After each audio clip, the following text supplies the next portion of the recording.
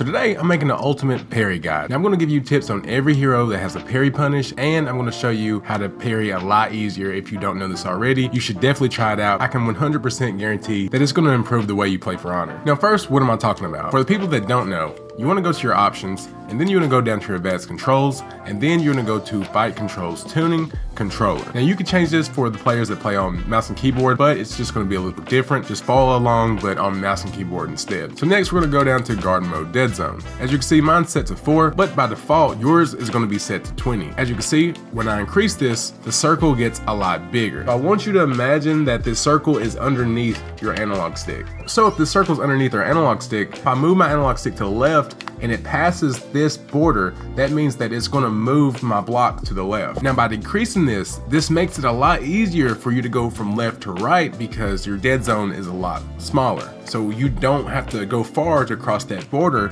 to swap to left or right. This is super helpful, and if you've gone against players that parry everything, this is why, so they can react a lot better. Try this out, I guarantee it'll help you out. On to the parry punishes. As you can see, I'm in the training, and I'm gonna just point out all the heroes that have parry punishes. So we have Warden selected, but he actually doesn't have a parry punish. Even though he's a pretty good hero for parrying, he doesn't have a parry punish.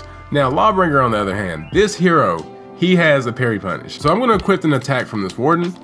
He's gonna throw an attack, I parry, and then I press the heavy attack afterwards, allowing me to follow up with an attack. I call that a parry punish.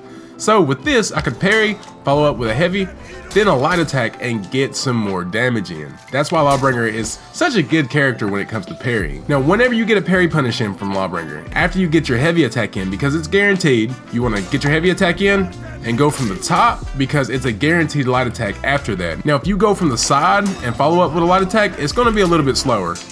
The overhead will always be a little quicker. So if I get a heavy attack from the side, I can actually control where I want him to go and push him off the ledge or against the wall. Now also when I get a parry in, I can follow up with a quick light attack. So one great combo with Lawbringer is when you get your parry in, get your heavy in, light attack, and follow up with another heavy attack.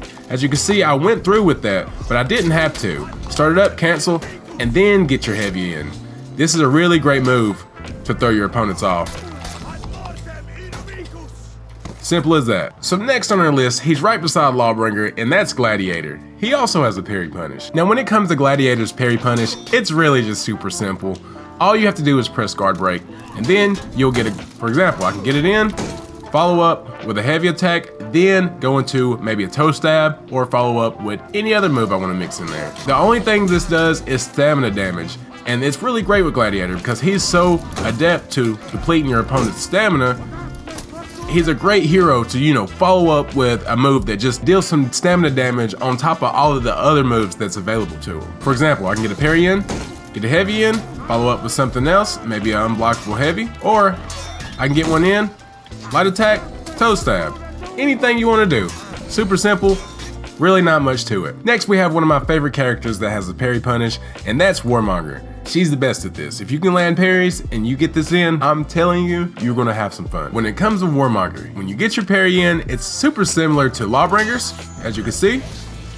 But if you do this move when your opponent is near a wall, you can actually smack them against the wall and then get some bleed in. This is super nice, especially if you have a shaman on your team that can jump on them. Also, when your opponent is out of stamina, she'll knock him to the ground and get some bleed down. Chang Jun probably has the most disrespectful parry punish out of all the heroes in the whole entire game. So I'm gonna equip the heavy attack on this warlord, and I'm just gonna show you how disrespectful this man is.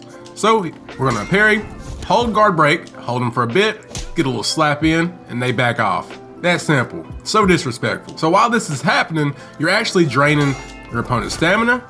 As you can see, this whole process is draining stamina, and then you can continue your fight. So no matter what, if you do this parry punish, you will hold him for a little while.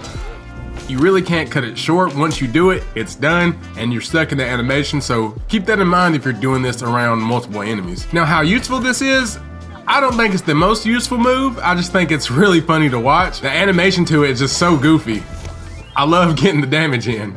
So that was every hero with a parry punish. There were some more heroes I wanted to include, like Conqueror, but he doesn't have a parry punish. It's more of a full guard thing. If you want to see a full guard video, let me know down below. If this video helped you out any, let me know down below. With all that being said, I hope I can help out, and I'll see you in the next video.